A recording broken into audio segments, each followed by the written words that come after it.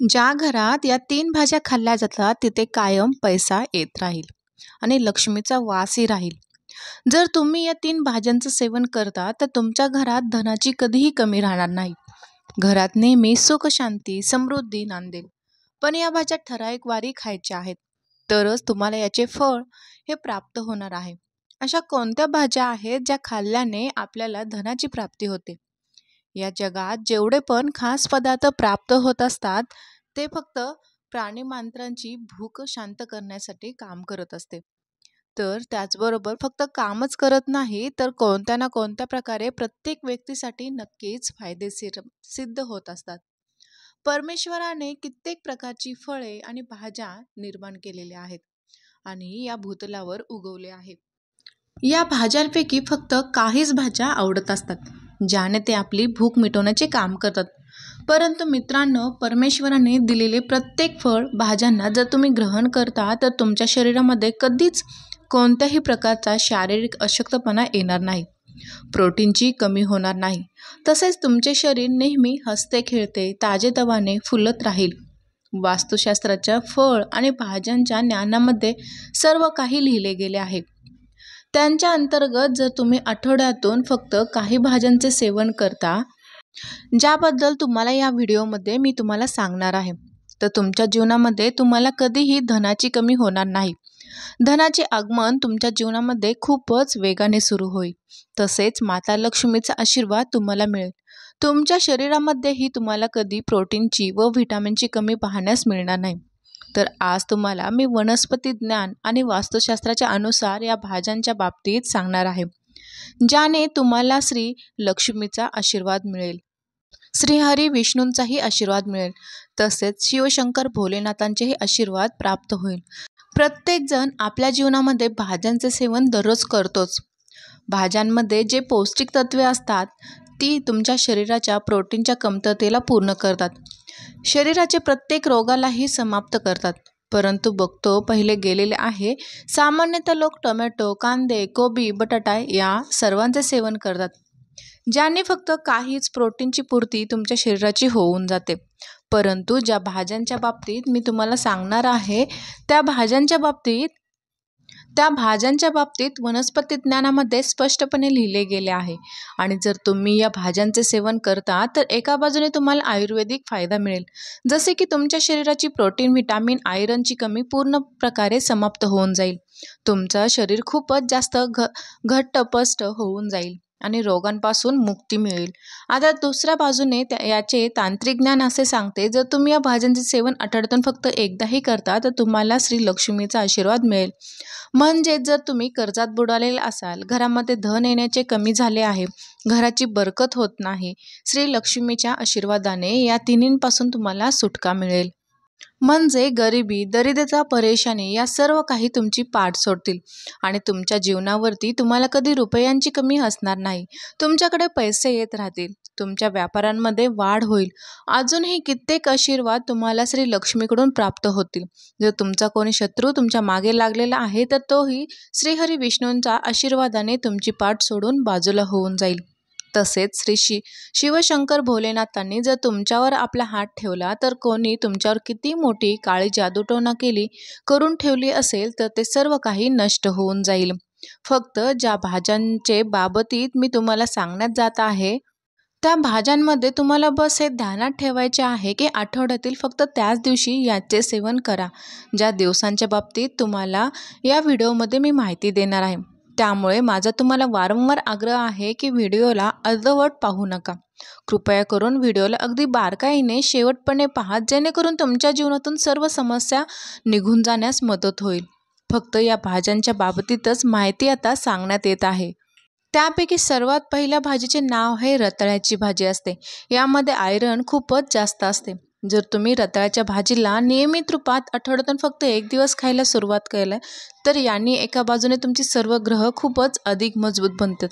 तुमच्यावरील दरिद्रता, गरिबी निघून जाईल. तसे तुम्हाला सांगू इच्छिते की श्री लक्ष्मीचा आशीर्वाद प्राप्त होतो, कारण की रताळ्याच्या भाजीचे जे मूळ असते यामध्ये श्री लक्ष्मीचा आशीर्वाद असतो आणि यात श्री लक्ष्मीचा वासही मानला गेलेला आहे.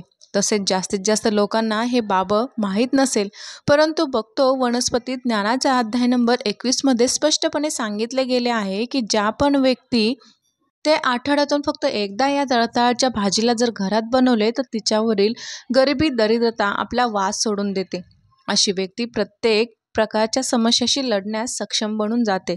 जर तुम्ही आठवड्यातून एकदा फक्त शुक्रवारच्या दिवशी रताळ्याची भाजी खाता तर तुमच्या शरीराला भरपूर मात्राप्रमाणे प्रोटीन व व्हिटॅमिन मिळेल आणि दुसरीकडे तुम्हाला श्री लक्ष्मीचा आशीर्वाद मिळेल.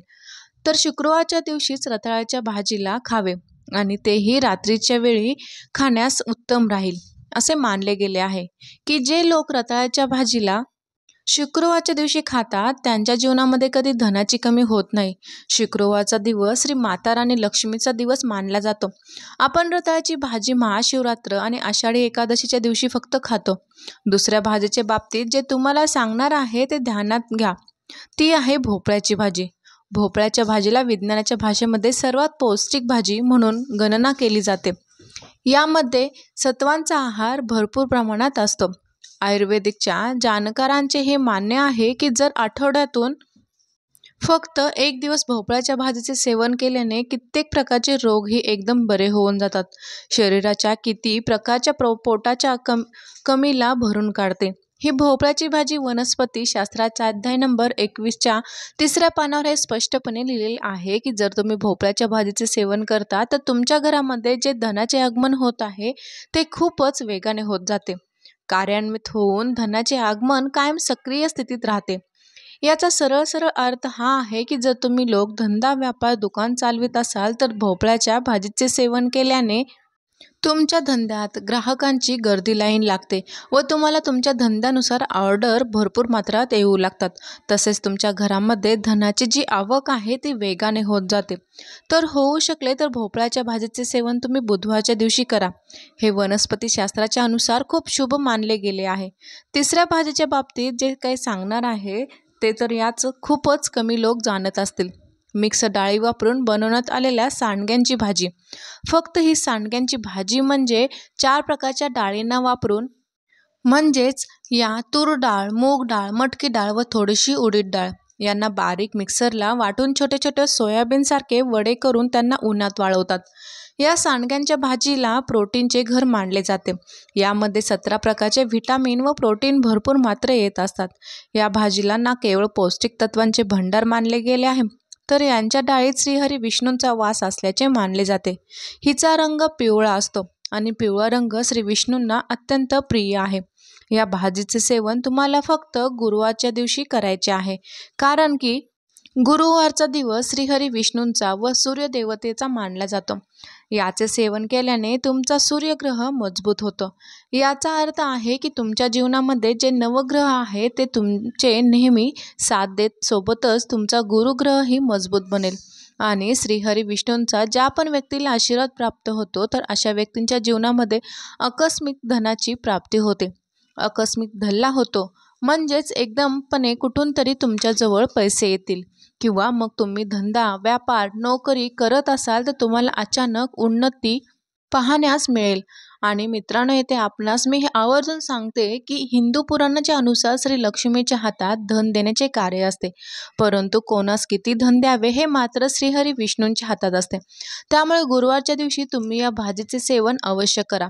आता ज्या 4थ्या भाजीच्या विषयी तुम्हाला सांगण्यात येत आहे ते तरीही पाणी आहे त्याचा तुम्हाला जेवणात भरपूर वापर करावा लागेल. तर ती आहे कढीपत्त्याची पाने.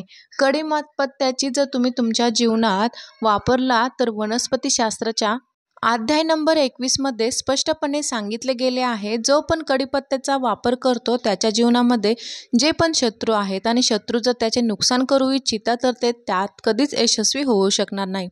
जर कोणी असे करू इच्छित तर उलट त्याचे नुकसान होईल. मित्रांनो असे मानले जाते की कढीपत्ता लोकांच्या वरील अशा काळ्या बाजूला करतो ज्यांच्यावर खूपच अधिक समस्या सुरू आहे. असे मानले जाते की कढीपत्त्याचे जे रूप असते यावर श्री महादेवांचा वास असतो आणि जर तुम्ही या कढीपत्त्याचे सेवन करता तर तुमच्या जीवनात तुम्हाला महादेवांचा आशीर्वाद प्राप्त होतो. अर्थात साक्षात काळ ही तुमचे काहीच बिघडू शकणार नाही. फक्त कढीपत्ता खाणाऱ्या व्यक्तीला कधी हार्ट अटॅक येत नाही कारण याच्या सेवनाने शरीरातील कोलेस्ट्रॉल पूर्णतः नष्ट होते आणि या गोष्टीला विज्ञानात सिद्धही केले गेले आहे. तर मित्रांनो, ही माहिती तुम्हाला कशी वाटली ते हे मला कमेंट बॉक्समध्ये जरूर सांगा.